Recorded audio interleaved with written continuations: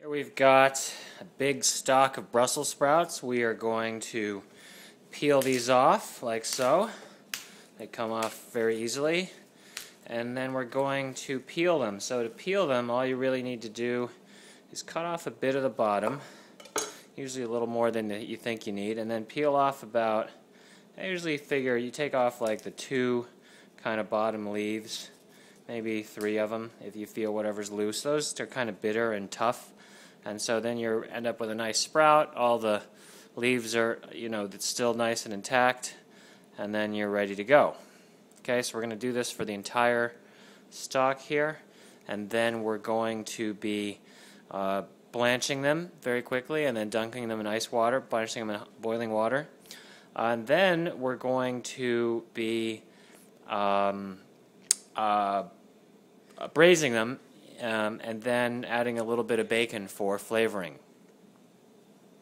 Just about finished peeling our bowl of our stalk of Brussels sprouts. I just want to show you the technique a little more. So usually end up with a little bit of stalk on the sprout, if you can see that. And what you want to do is you want to cut that little bit of stalk off, and then cut into the sprout just a little bit. So we're cutting off about maybe half an inch, half an inch here, because what happens is then the peels that you want to get rid of anyway will pretty naturally fall off the stalk. Okay, so we'll just do that with the remaining sprouts here. Right, and you can just do a couple at once. That way you have the sprouts already in your hand, and then you see the peel is just going to sort of easily fall off because this part of the stalk that was holding it on the sprout is no longer there. Okay, so here we have a whole stalk of sprouts already peeled and trimmed and ready to go. A pot of rolling water at a rolling boil. We've got our fry basket in the water, and this will make it easy for us to pull the basket of sprouts out of the water and dunk it in an ice water bath, as you'll see. So we're just going to go ahead and throw our sprouts in the water. Got an extra leaf there, and you can mix them around a little bit just to make sure they sort of get evenly distributed in the water. And we are going to be boiling these for, I guess, about a minute or two. We'll test one in a couple minutes to see how well it's cooked by cutting it in half and biting into it. We want to cook them until they're still a little crunchy, because they're going to finish cooking in our cast iron pan. Been cooking for about 2 minutes. We just cut into one, and you can see, hopefully, that it's still, it looks still very bright inside, a bright yellowish light green, and the outside's a beautiful bright green. That's the color we're looking for. They're tasting a little crunchy, but pretty close to being done. So we're going to go ahead and pull them out. Okay, pull them out with our basket here. See how easy that makes it. And we've got a large bowl of ice water, and we just plop them in the ice water. We're gonna cool these off so that they don't continue cooking and they retain that beautiful color. And you can see how they stay nice and together as well. The leaves aren't falling off, so that they'll look good when we serve them. Okay, and you can leave them in here for a couple minutes. It doesn't really matter. But we could probably pull them out now if we wanted to.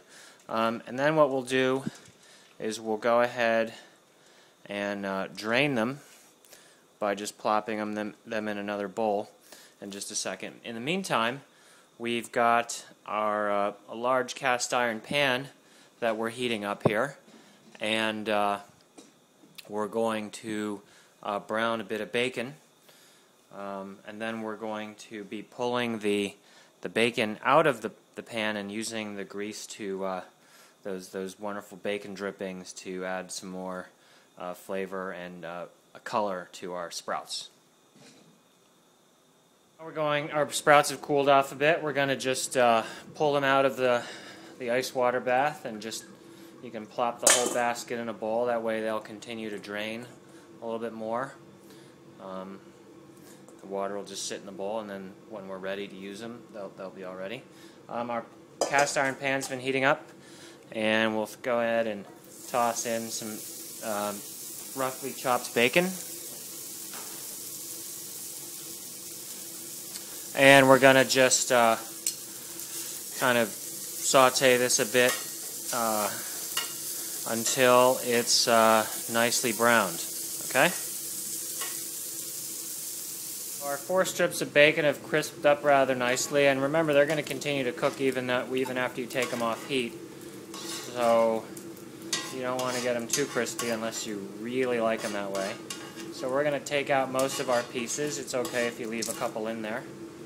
And our pan obviously is really hot now, so we're going to go ahead and throw in our Brussels sprouts, and this is going to make a bit of a flaming mess, but oh well. Okay, here we go.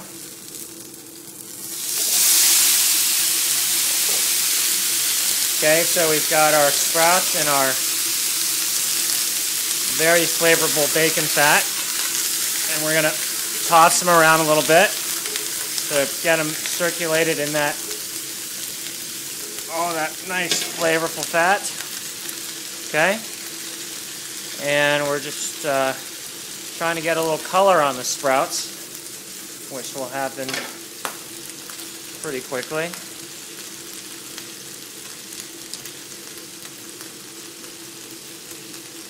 Our sprouts have taken on some nice color. If you can see one of these right here, a little nice brownness on them, makes them a little more exciting.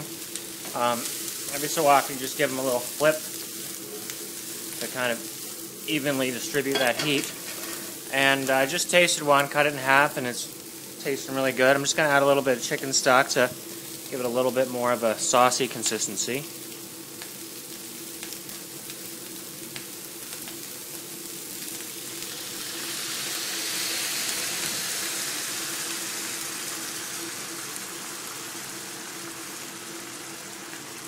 And we've got the pan on high the entire time because we wanted to get as much color in these things as we could without having them get all mushy and all putrid looking. This stock will reduce pretty quickly, and as it does, we'll go ahead and salt, pepper, and add our bacon back into it. So there's some black pepper.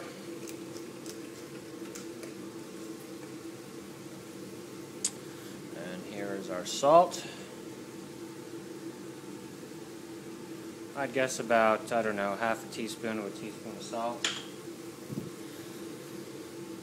And we'll give that a little flip.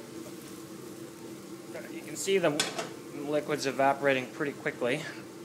And you'll probably want to take it off heat before the liquid is totally evaporated, because as they just sort of sit there, the liquid will sort of get absorbed in the sprouts and kind of evaporate a bit more and form a bit more of a sauce.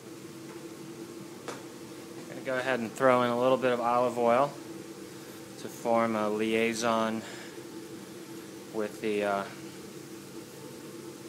stock.